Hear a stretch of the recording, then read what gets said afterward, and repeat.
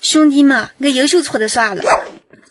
来了这个西族小火车，小火车呼隆隆来接我，粤语真会用英语，还来又怂了。恐高害怕！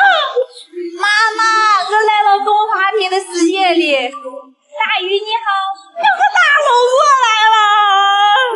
接下来咱们要讲的是形成于1.4亿年前的天然大冰箱——华为第一仙洞白马仙洞。过到了门口，在红着吹得嗖嗖的，花了5块钱租了块艺术，要不害怕冻啥？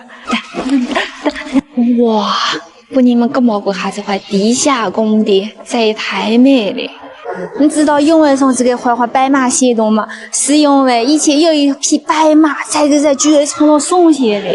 他从前以前呢，经常在这个吃当地出名的庄稼，久而久之就不走了。之后出名就把这个汇成白马仙洞。在我面前啊，居然有一把剑，它这是轩辕剑。那是因为啊，轩辕大帝曾经把这儿作为他的别馆之一。这周围都是死水水。在古代的时候，这个才是用啥祭祀祈雨的地火火。再快的地火火呢，也不用跑嘛。窄的地火火只能一怀动走。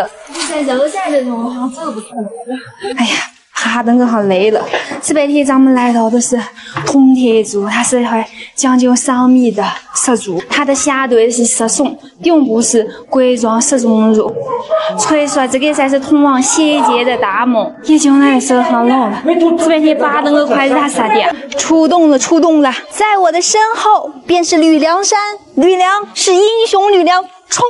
我要扛起生活的长枪，妖怪，我要收了你们！对上耳朵瓜，记得关注我啊！我姓郭，所以我叫耳朵郭。收获几枚小粉丝，哎呀，这2年涨粉太难了，也就能出来哄哄小孩子们了。哈！我一个闪现，我就来到了玻璃栈道。可是走了好几回的，我一点点也不害怕。我甚至还能在那头，跳几下。一点都不怕啊！刚吹完玻璃桥的牛逼，我就尖叫着玩滑索。滑索走好喂，下回好耍。爬上咱们来做滑道。啊！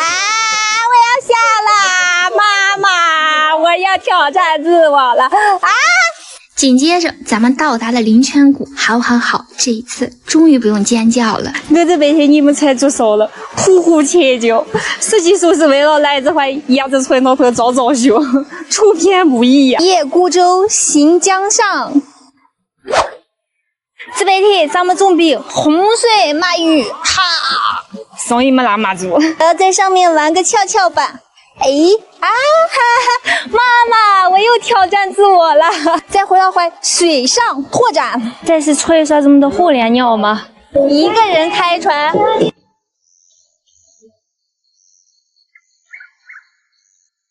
这是我在山西见过最膨胀的地方。走遍山西第69站运城稷山，这儿的半圆饼子膨胀到比脸大，麻花脆到倍儿香甜。这儿的土雕大佛更是全世界最大，钻雕木也是无比的精彩绝伦。稷山这个靠饼子走天下的地方，来到这儿一定要尝一下稷山4宝之一饼子。我要了个极具稷山特色的半圆饼子，而且把能加的通通加了个遍。于是我便收获了个比脸还大的饼子。稷山真是膨胀的，连饼子都是巨型。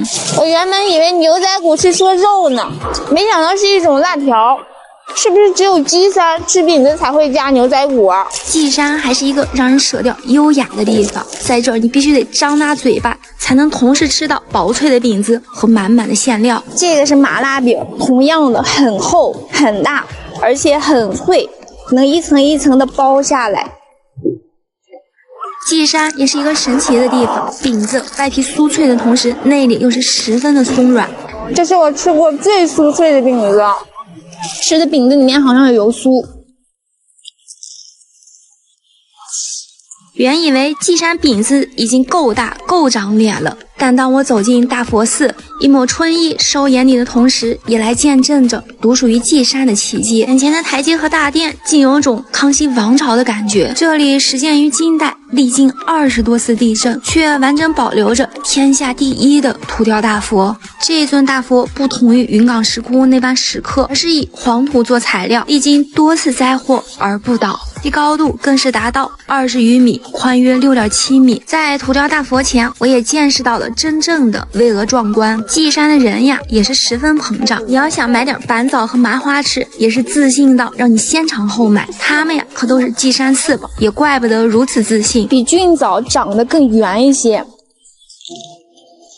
吃起来真的好甜。这份膨胀是稷山给的自信，也是黄土血脉里的那份实在。这也太脆了吧！实在到大佛寺门口偌大的停车场竟是免费停。藏于闹市的祭王庙来告诉大家稷山为何如此膨胀。稷山县因一座山而得名，祭王山而又因一个人得名。后稷被尊为祭王，是皇帝的玄孙，农耕始祖，五谷之神。可能正是因为这里是农耕文明的发祥地，才会有如今的稷山四宝。祭王庙供奉的便是后稷，这里曾是梁思成夫妇来了3次都没有找到的地方。4000年前，稷王在这片黄土埋下第一粒种子，4000年后，稷山人用半圆饼子走天下。稷山还藏了一道不吃就等于白来的美食——瓤菜。它在清末年间就已驰名河东。这个里面黑色的是木耳，白色的是鸡胸肉和鸡蛋清，边上黄色的是鸡蛋黄。这个汤也特别的鲜，我直接喝的停不下来。稷山不光吃食美味到膨胀，就连地下的钻雕墓也是精彩绝伦的存在。现在咱们正在入这个墓，听起来有点吓人啊。这里哪里是坟墓呀，分明是诵经土豪的元宇宙。这里地下如地上，视死如出生。这里最为有名的是妇人启门图，因色彩鲜丽曾吓退过闯入墓中的村民。这里奢华到以钻雕的形式展现了墓主人生前居室的布局样式，一般多为前厅后堂，左右配置相仿的四合院结构，四周雕刻了24孝图以及杂剧演出，这其中的奢华程度是让人瞠目结舌的存在。墓穴感觉本来是个挺让人害怕的事儿，但是可能是因为它这个艺术造诣太高了，站在这儿好像就把害怕这件事儿给忘了。而这便是稷山，连坟墓都如此的非同凡响。稷山这个膨胀的地方，把历史嚼成饼子，将信仰铸成大佛，而这些便是稷山人的浪漫膨胀。这是一个很小却很能装的县城，走遍山西第70站临汾安泽，这里装得下山西的第2大河沁河，装得下40年老店，装得下荀子的诗和远方。刚来到安泽就发现这儿的饭店很能装，招牌那可是一个比一个响亮。我找了一家看似最老的店进去，门庭若市，正如我所料，一份剔骨肉，一份肉末饸饹，让我来尝尝这个店究竟有多装。剔骨肉盖满了饸饹面，只需一口就能让你一整天都能量满满。从1983年开到现在，真的很能装，装的是量大实惠，装的是从小吃到大的情怀。安泽这个地方从古至今都很能装，要知道这里可是古称岳阳啊，身后的这座望岳楼原本该称为岳阳楼，它与湖南的岳阳可是同名不同命，因为安泽县城太小了，而范仲淹先生的《岳阳楼记》名声大噪，所以湖南的岳州成为岳阳，山西的岳阳则成为安泽。背后的这座楼也为望岳楼，虽是岳阳，但平安与润泽也不逊色。穿城而过的沁河滋养着这片土地，提出治天命而用之和人定胜天的荀子便诞生于此。站在桥边，想起荀子那句“不及小流，无以成江海；水则载舟，水则覆舟，流言止于智者”，至今都传承的名言全部诞生于此。当我走进荀子文化园，荀况山上980个青石台阶蜿蜒向上，汗珠浸润着求索的重量。荀子曾说：“不及跬步，无以至千里。”每一步攀爬都在丈量修身之道的深邃。Hello， 我现在又来爬山啦，这也太累了吧。